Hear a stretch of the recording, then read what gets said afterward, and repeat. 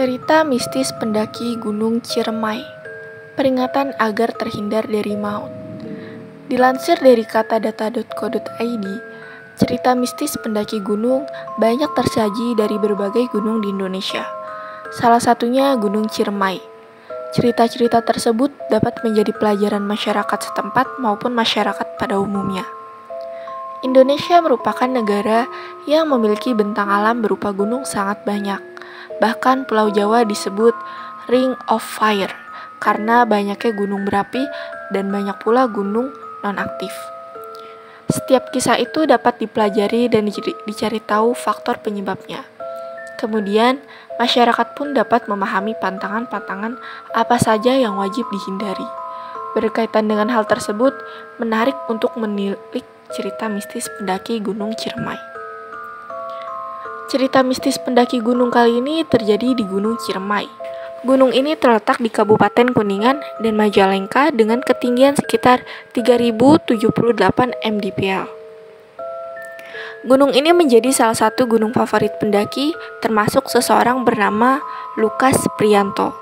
Ia membagikan kisahnya mendaki bersama teman-temannya pada 1996 silam.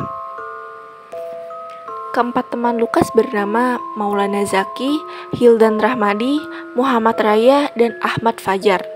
5 sekawan tersebut saat itu masih menduduki jenjang SMP.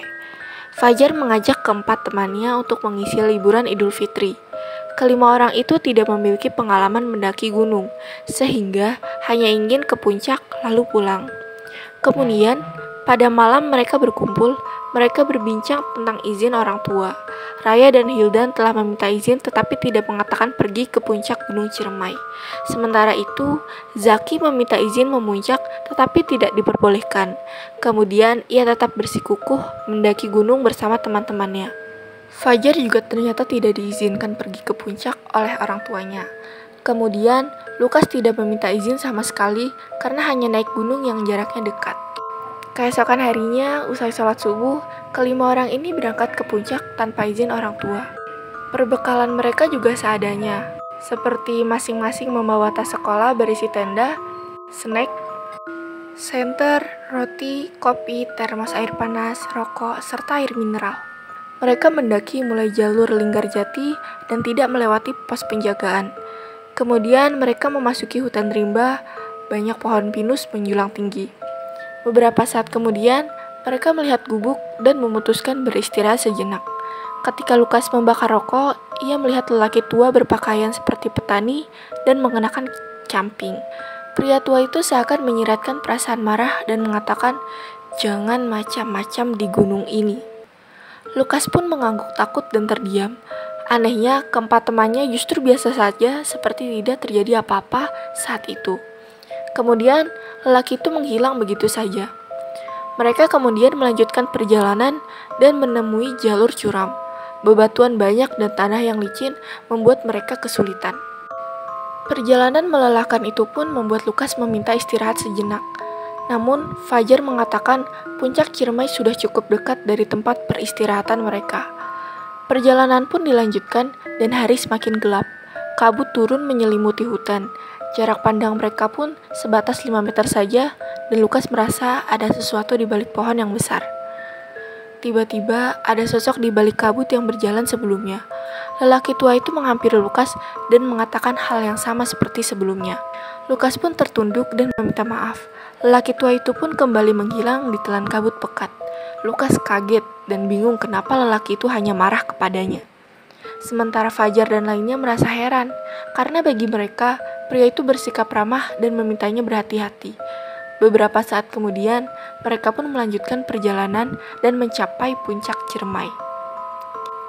Mereka pun mendirikan tenda dengan jarak 5 meter dari bibir kawah Ciremai.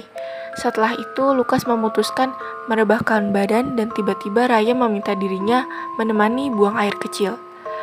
Lukas menolak karena kelelahan dan Raya pun ditemani Hildan. Lukas pun menunggu temannya yang tak kunjung kembali hingga 2 jam. Suasana pekat, gelap, dan angin kencang membuatnya ketakutan dan khawatir atas temannya. Lukas pun menghampiri Fajar dan Zaki, tetapi Hildan dan Raya tidak ada. Kemudian, Lukas membangunkan Fajar dan Zaki. Mereka bertiga pun mencari Hildan dan Raya, tetapi tidak ketemu. Kemudian mereka memutuskan mencari lagi ketika hari sudah mulai terang. Zaki dan Fajar tidur kembali. Lukas yang masih terjaga pun mendengar suara azan. Lukas pun bingung, ia dapat mendengar suara azan di atas gunung. Lukas pun menangis dan mencari temannya sekali lagi. Lukas tetap tidak menemukan Hildan dan Raya, bahkan jejak hewan juga tidak ada. Akhirnya, pada pagi hari, mereka memutuskan lapor ke pos jaga terkait peristiwa itu. Tim SAR dan warga pun membentuk 2 tim pencarian. Setelah proses pencarian yang rumit, di hari ke-7, tim SAR pun menemukan pendaki yang tersangkut di bebatuan bibir kawah Ciremai. 2 pendaki itu adalah Hildan dan Raya yang sudah meninggal dunia. Mereka pun dibawa untuk diautopsi dan teman-temannya diperbolehkan melihat untuk memastikan apakah betul itu Hildan dan Raya. Hasil autopsi mengungkapkan bahwa Raya tergelincir, kemudian Hildan berusaha membantu, namun keduanya terperosok ke kawah. Raya meninggal karena terbentur dan menghirup gas dari kawah. Hildan sempat bertahan 1 hari, tetapi karena tangan yang patah dan menghirup gas kawah, Hildan pun meninggal di hari kedua. Itu dia kisah dari pendaki Gunung Ciremai.